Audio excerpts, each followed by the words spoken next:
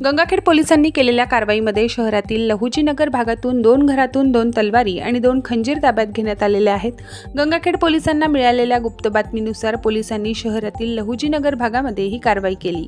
यामध्ये या भागातील 2 घरांची धरती घेण्यात आली, ज्यात 2 तलवारी आणि 2 खंजीर आढळून आल्या आहेत। या प्रकरणी पोलिसांनी सचिन जाधव आणि गोविंद पवार या 2 जणांवर भारतीय हत्यार कायद्यानुसार गुन्हा दाखल केला आहे। या प्रकरणाचा तपास कामामध्ये दिलीप टिपरसे यांच्या मार्गदर्शनाखाली झाला।